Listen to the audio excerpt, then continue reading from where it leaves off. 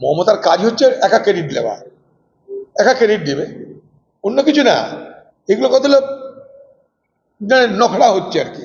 এ বাংলার জাল জচ্চুরি ভোটের জন্য বিখ্যাত কুখ্যাত সব হয়ে আছে, আমরা নিজেরা সাক্ষী তার।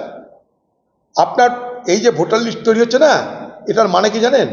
কোন বাড়িতে কত মৃত ভোটার আছে, কোন বাড়িতে কত ভোটার নেই, কারা রুজি রোজগারের জন্য পরিযায়ী শ্রমিক হয়ে বাইরে চলে গেছে, তার তালিকা তৈরি হচ্ছে। নির্বাচনের সময় এখানেতে ফলস ভোট হবে, মৃতকে জীবিত করে দেওয়া হবে, পরিযায়ী শ্রমিককে লোকাল শ্রমিক বানিয়ে দেওয়া হবে, ফটো তোলা হবে, সেখানটায় ভোট হবে। এই যে ভোটার লিস্টের তালিকা বাংলার মুখ্যমন্ত্রীর নেতৃত্বে হচ্ছে, জানবেন কোথায় কত মৃত ভোটার আছে, কোথায় কত জাল ভোটার আছে, কোথায় কত পরিযায়ী শ্রমিক আছে, তার তালিকা তৈরি করে বুথে বুথে দেওয়া হবে। ভোটের দিন যেন একটা ভোট বাদ না যায়, এটাকে বলে ফলস ভোটিং, এটা মাথায় রাখবেন। দেখুন, হিন্দুদের কেউ ঠিকা নিয়ে বসে আছে, বিজেপি কবে হিন্দুদের ঠিকা নিলে আমাদের জানা নাই। আমরা বিজেপিকে হিন্দুদের দলই মনে করি না, হিন্দুদের কোনো দল হয় না, হিন্দুদের কোনো দল না। হিন্দু মানে পৃথিবীব্যাপী হিন্দু, হিন্দুদের জন্য আলাদা কোনো রাজনৈতিক দল হয় না, ধর্মের জন্য কোনো রাজনৈতিক দল হয় না। এরা ধর্মকে ভাঙিয়ে খায়, ধর্মকে ভাঙিয়ে বড় হয়, ধর্মকে ভাঙিয়ে জিততে চায় নির্বাচন, ধর্মকে ভাঙিয়ে সরকার করতে চায়। মানুষের জন্য এরা ভাবে না।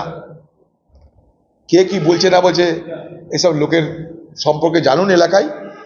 এরা আসামের জন্য কি করেছে ওকে আগে বলতে হবে, এত হিন্দু প্রেমী, ওকে আগে বলতে হবে যে আসামে এনআরসি করেছেন আপনারা, কত হিন্দুকে বিদেশি চিহ্নিতকরণ করেছেন বলুন, আমি হিসাব দিচ্ছি। আসামে বিদেশি চিহ্নিতকরণ করা হয়েছে, সংখ্যা হচ্ছে 19 লাখ, 14 লক্ষ হিন্দু, 5 লক্ষ মুসলমান।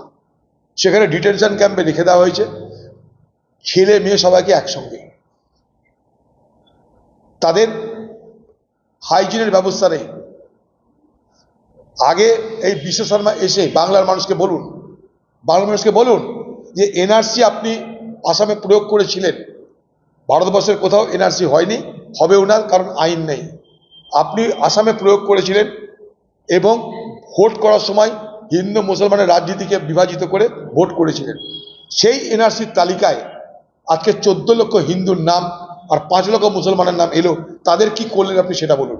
আপনি বলুন কটা লোককে বাংলাদেশে পাঠিয়েছেন আপনি, আপনার ক্ষমতা আছে একটা লোককে বাংলাদেশ পাঠানোর?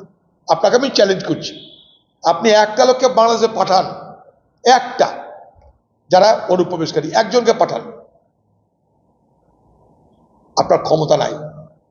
আপনারা এগুলো আসামকে বিভাজিত করেছেন, বাংলাকে মমতা বিভাজিত করছে, আপনারা আর মমতা মিলেমিশে বিভাজিত হবে বাংলা।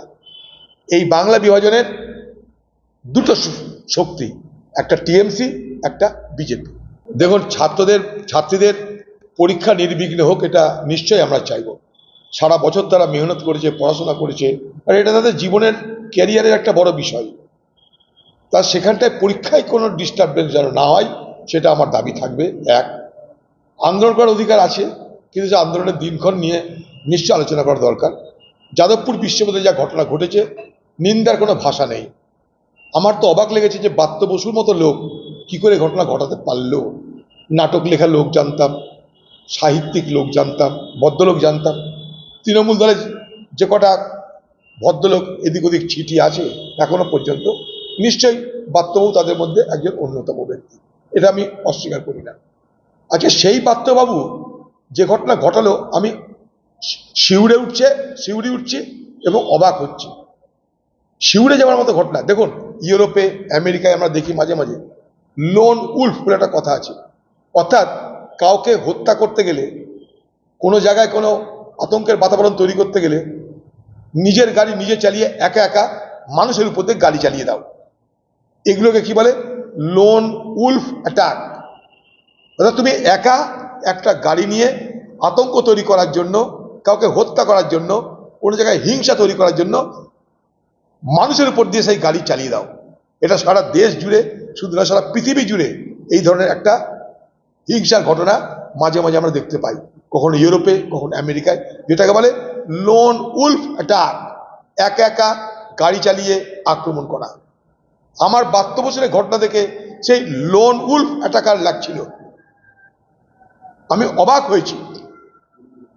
একটা মন্ত্রী সে জানে আমি বিক্ষোভের এলাকায় যাচ্ছি, একটা মন্ত্রী সে জানে ছাত্ররা আন্দোলন করতে পারে, কোনো কিছু অজানা নয়, পুলিশের কাছে কোনো কিছু অজানা নয়, কিন্তু এই ধরনের মর্মান্তিক এবং নিষ্ঠুর নৃশংস ঘটনা কি করে ঘটালো আমার জানা নাই। যদি বাত্যবাবু বসুর জন্য এখনো পর্যন্ত তার মানবিকতা বলে কিছু থাকে, তাহলে বলবো এই ঘটনার জন্য দুঃখ প্রকাশ করে, এই ঘটনার জন্য ক্ষমা চেয়ে আপনি মন্ত্রী পদ থেকে পদত্যাগ করুন। না হলে কি হবে জানেন, আপনি বাংলার নাট্যকার ছিলেন, বাত্য বসুকে সারা বাংলার মানুষ বাত্য করে দিবে, অর্থাৎ পরিহার করবে। এটা খুব অন্যায় করছেন। আমি বাত্যবাবুকে তৃণমূল দলের মধ্যে যে কটা ভদ্রলোক এখন আছে তার মধ্যে একজন বলে মনে করতাম। এই ঘটনার পর আমার নিন্দা জানানো ছাড়া কোনো ভাষা নেই। একটা অল্প বয়সী ছেলে বলুন তো, জীবন তৈরি করতে গেছে, কলেজে ফার্স্ট ইয়ারের ছাত্র, হ্যাঁ, জীবন তাদের তৈরি হবে এখন পড়াশোনার সময়, ইংরেজিতে অনার্স নিয়ে এসে পড়ছে, অর্থাৎ মেধাবী ঘরের মেধাবী ছাত্র, সেই মেধাবী ছাত্রের উপরে এইভাবে গাড়ি উঠিয়ে দেওয়া যায়? হ্যাঁ, সে তো নিজেকে বাঁচিয়েছে, তার গলার উপর দিয়ে গেলে তখন সে মৃত। এই চোখ যদি তার অন্ধ হয়ে যায়, চোখে যদি দেখতে না পায়, এ দায়িত্ব কে নেবে বলুন তো, কে নেবে?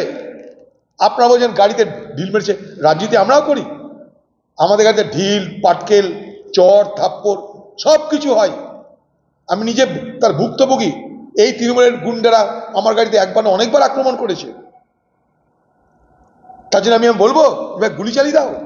আপনি তো তাও সেরকম পুলিশ ছিল না, গুলি চলতো সেখানটায়, গুলি চালিয়ে দিলেও পারেন আপনারা। তা বলে দিন যে পশ্চিমবঙ্গে প্রতিবাদ করা নিষিদ্ধ, বলে দিন। শিক্ষা সংক্রান্ত ব্যাপারে শিক্ষামন্ত্রীর বিরুদ্ধে ক্ষোভ জানাবে ছাত্রদল, এটাই তো নিয়ম। আপনার তো উচিত ছিল গাড়ি থেকে নেমে যাওয়া, ছাত্রদের সঙ্গে আলোচনা করে কি বক্তব্য শোনা। কেন শুনবেন না? একদিন আপনিও ছাত্র ছিলেন, আর শুনেছি আপনি মেধাবী ছাত্র ছিলেন, প্রেসিডেন্সি কলেজের ছাত্র ছিলেন।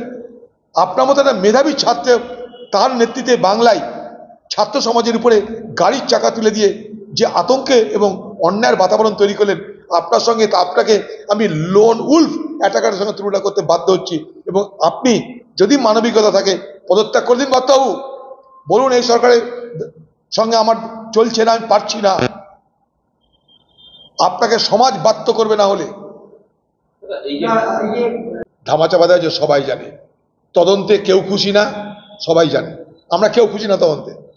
সেই তদন্ত যদি একটা সমাপ্তি ঘটে, যেখানে আরও দোষী তাদের চিহ্নিত হয়, তাদের সাজা হয়, আমরা সবাই খুশি হব। আজকে সেই মহিলার আত্মা শান্তি পাবে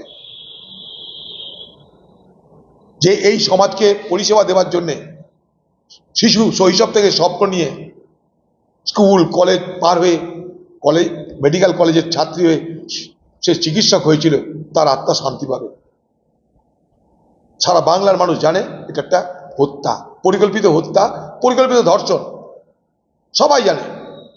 তৃণমূলে জানে, কংগ্রেস জানে, সিপিএম জানে, বিজেপি জানে, সবাই জানে, পুলিশও জানে। কিন্তু ধামাচাপা দিতে হবে, কারণ বাংলার মুখ্যমন্ত্রী চান না, বাংলার মুখ্যমন্ত্রী শাস্তি চান না অপরাধীদের, তাই ধামাচাপা দিতে হবে। তাই অপারেশন ধামাচাপা অনেকদিন আগে থেকে শুরু হয়েছে। নির্বাচন কমিশনের বিরুদ্ধে আমাদেরও ভুরি ভুরি অভিযোগ আছে, কংগ্রেস পার্টির ভুরি ভুরি অভিযোগ। তার জন্য নির্বাচন কমিশনের কাছে কংগ্রেস দলের পক্ষ থেকে ডেপুটেশন দেওয়া হয়েছে, আমাদের অভিযোগ দায়ের করা হয়েছে, সুপ্রিম কোর্টে যাওয়ার কথা ভাবা হয়েছে। এগুলো কংগ্রেসের দেখানো পথ ধরে মমতা ব্যানার্জি হয়তো নিজে কোনো পদক্ষেপ গ্রহণ করছে, এগুলো পুরনো ব্যাপার। এটা কংগ্রেস দল এটা করেই চলেছে, তখন কিন্তু এরা কখনো সাথ দেয়নি। যখন কংগ্রেস দল বলেছিল মহারাষ্ট্রে হারের পর যে সেখানটায় 29 লক্ষ ভোটার জালিয়াতি হয়েছে, তখন কিন্তু এরা কেউ মাথা ব্যথা করেনি। এটা পুরনো অভিযোগ আমাদের, আমরা অনেক দিন ধরে বলছি যে রাহুল গান্ধী প্রতি ঘটনায় বলছে যে ভারতবর্ষের একটার পর একটা প্রতিষ্ঠান সরকারি দল তারা গ্রাস করছে, বিজেপি গ্রাস করছে, আরএসএস গ্রাস করছে, কিন্তু মমতা ব্যানার্জির মুখে এসব কথা কখনো শুনিনি। এখন রাহুল গান্ধীর দেখানো পথের নকল করতে তিনি মাস্টার, তো নকল করতে অভ্যস্ত। রাহুল গান্ধীর দেখানো পথে একটু প্রোটেস্ট হচ্ছে, কিন্তু কথা হচ্ছে যে আমাদের এখানটায় বাড়ি বাড়ি গিয়ে তৃণমূলের নেতারা ভোটার লিস্ট সংশোধন করার কাজটা আগে করলেই পারত। কারণ ভোটার লিস্টের নাম তো তোলে রাজ্যের কর্মচারীরা, বিএলও কারা, বুথ লেভেল অফিসার কারা হয়, এই রাজ্য ঠিক করে দেয় কারা ভোটার লিস্টের নাম তুলবে। তাহলে এখানে যদি জালিয়াতি হয়ে থাকে তাহলে আগে আপনার রাজ্যের সরকারের যারা অফিসার, রাজ্য সরকারের যারা কর্মচারী, তাদেরকে আগে ধরুন কোথায় জালিয়াতি হয়েছে, কেন জালিয়াতি হয়েছে।